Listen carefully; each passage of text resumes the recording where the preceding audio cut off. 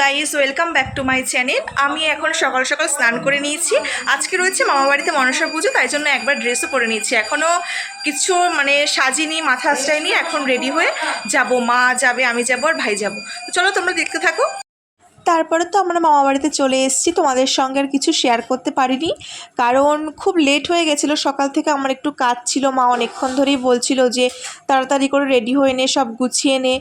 আর আমি বারবার করে বলছিলাম যে হ্যাঁ এখন যাব স্নান করতে। এই করতে করতে আমার অনেকটা লেট হয়ে গেছে। তারপরে তাড়াহুড়ো করে চলে এসেছি। আর দেখছিলাম যে আকাশে অনেকটাই মেঘ করেছিল, তাই ভাবলাম যে একবারে মামাবাড়িতে গিয়েই তোমাদের সঙ্গে কথা বলবো। তাই আর কিছু শেয়ার করতে পারিনি। এখানে তো ঠাকুরের জন্য যা আনা হয়েছিল সব কিছু মা আর ভাই গুছিয়ে দিচ্ছিল, আর আগের থেকে গুছিয়ে রেখেছিল মাসি আর মামি মিলে। তো ব্রাহ্মণ আসবে আর কিছুক্ষণ পরেই, তাই জন্য সব কিছু ভালোভাবে এখন গুছিয়ে দেওয়া হচ্ছে। প্রতি বছরই মনসা পুজোর সময় বৃষ্টি হয়, মনসা পুজোর দিন। তো মনসা পুজোর দিন নাকি বৃষ্টি হওয়াটা খুব দরকার, আমি শুনেছি ছোটোবেলার থেকেই। তো আজকে তো সকাল থেকেই ভালো রোদ ছিল, আর গরমটাও অনেকটা ছিল আজকে। তো ভাবছিলাম যে অল্প যেন বৃষ্টি হয়, ঝমঝমিয়ে যেন বৃষ্টি না হয়। আর এইদিকে দেখো চলছে রান্নাবান্নার আয়োজন। আর আমার মামাবাড়িতে প্রতি বছরই মায়ের ভোগের জন্য আর সবাইকে প্রসাদ দেওয়ার জন্য খিচুড়ি করা হয় প্রত্যেক বছর। আর সেটা মামা নিজের হাতেই রান্না করে। পুরো দায়িত্বটা মামার ওপরে, পুজোর দায়িত্বটা। এখন যেহেতু দাদু আর দিদা নেই, তাই জন্য সব কিছুর দায়িত্ব ওর ওপরই। তাই মা একটু এখানে সবজি কেটে দিচ্ছে।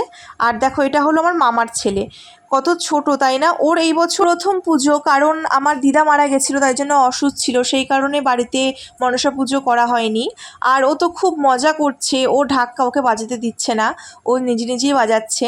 এখন তো অনেকটাই হাঁটা শিখে গেছে দেখো, তাই জন্য সারা বাড়িতে এখন হেঁটে বেড়ায় ছোটো ছোটো পায়ে, কত ভালো লাগে দেখতে। আর দেখো এখানে রয়েছে কতগুলো বাতাবি লেবু। এই লেবুগুলো সব পেড়ে রেখেছে, কারণ যেহেতু প্যান্ডেল করা হয়েছে, গাছের ডাল কাটতে হয়েছে সেই কারণে। আর এখন তো সেরকম কেউ খায় না, যখন দিদা ছিল তখন দিদা একটু বাতাবি লেবু খেত। এখন বসে একটু ফ্যানের নিচে চুলটা শোকাচ্ছি, কারণ আমি তো স্নান করে চলে এসেছি আর চুলটা শোকানো হয়নি। আর এখন তো বর্ষাকাল, এখন যদি চুলটা না শোকায় তাহলে খুব অসুবিধা হয়। একেতেই আমার ভীষণ চুল ওঠে। তারপরে তো কিছুক্ষণ পরে এই মাসি আসলো, তোমরা তো সবাই চেনো, এই মাসি হচ্ছে আরিশ সিনথিয়াদির মা। তো মাসি আর মেশো এখানে বসেছিল আসার পরে। এখন তো পুজো শুরু হবে, ব্রাহ্মণ চলে এসছে, ব্রাহ্মণকে পা ধুইয়ে এখন ভেতরে আনলো। আর তারপরে তো এখন সব কিছু করে নিচ্ছে ব্রাহ্মণ। এখন তো পুজো শুরু হবে, তো চলো তোমরা পুরোটা দেখতে থাকো।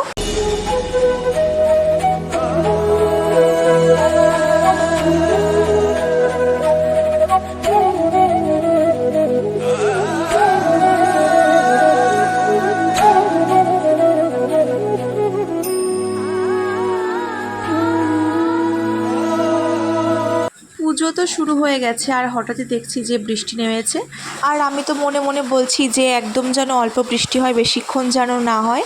কারণ কি বলো তো, দেখবে বাড়িতে পুজো হলে না, তখন যদি খুব জোরে বৃষ্টি হয়, চারিদিকটা কাদা কাদা হয়ে যায়, তাহলে কি ভালো লাগে বলো? আর একটা জিনিস তোমরা দেখো, মা আমি এখানে বসেছিলাম, আর ভাই কি করছে, বারবার করে চোখ বন্ধ করছে। ও ভাবছে চোখ বন্ধ করলে হয়তো ওকে কেউ দেখতে পাচ্ছে না, আর মার সঙ্গে আর কি করছে, তাই মা দেখাচ্ছে আমাকে। আর দেখবি বাচ্চারা যখন ছোট থাকে, তারা যাই করুক না কেন সেটাই খুব ভালো লাগে। ওখানে বসে এখনো আমিত্তি খাচ্ছে, ঠাকুরের জন্য মাসি গোছাচ্ছিল, তখন ওখান থেকে ওকে দিল একটা।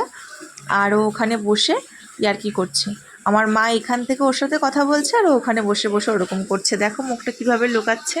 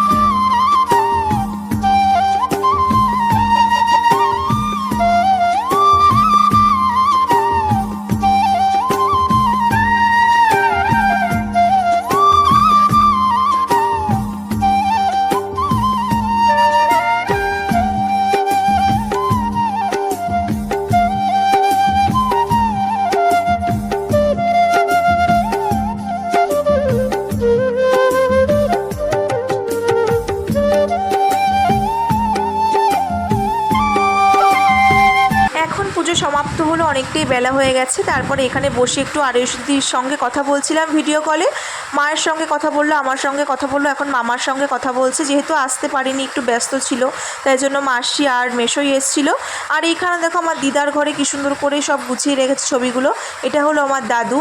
আর দেখো যে এই সাইডে ছবিটা রয়েছে, এটা হলো অনেক দিন আগের ছবি, যখন মা ছোট ছিল তখনই। মামা বাড়িতে আসলে পরে দিদার ঘরে ঢুকলেই মন খারাপ লাগে, কারণ আমার দিদা মারা গেছে বেশি দিন হয়নি তো, তাই এই ছবিগুলো দেখলে পরেই খারাপ লাগে। মায়ের এইবার মনটা একটু খারাপ ছিল, দিদা মরে যাওয়ার পর, যেহেতু প্রথম পুজো।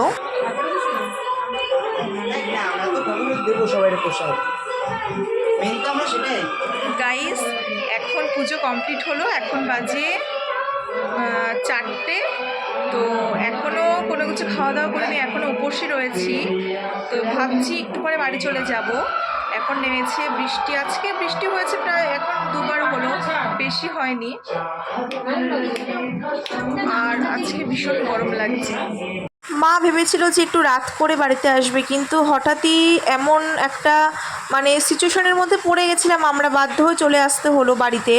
মার তো একদমই আসার ইচ্ছা ছিল না, কিন্তু কি করব, সবই ওপরওয়ালার ইচ্ছা, তাই চলে আসতে হলো। বাড়িতে আসার পর তো মার খুব মন খারাপ হচ্ছিল। মা বারবার করে বলছিল যে এরকম পরিস্থিতির মধ্যে না পড়ে গেলে পরে তাহলে থাকতাম মামা বাড়িতে, কারণ অনেক দিন বাদেই মামা বাড়িতে যাওয়া হয়েছে, মাসি টাসি সবাই এসছিল। এমন কিছু ব্যাপার আছে যেটা আমি সোশ্যাল মিডিয়া করতে পারছি না, তোমরা সবই বোঝো, নিজেদের কিছু পার্সোনাল ব্যাপার থাকে। আমি যদি তোমাদের সঙ্গে শেয়ার করতে পারতাম তাহলে অবশ্যই শেয়ার করতাম। তো ঠিক আছে, আজকের ব্লগটা এই পর্যন্তই থাকলো। কেমন লাগলো তোমরা জানিও। যদি কোনোদিনও সেরকম সিচুয়েশন আসে, আমি সব ব্যাপারটাই তোমাদের সঙ্গে শেয়ার করব। তোমরা কোনো কিছু মনে করো না। সবাই ভালো থেকো, সুস্থ থেকো। দেখা হবে অন্য কোনো ব্লগে। তো আজকের মতন টাটা।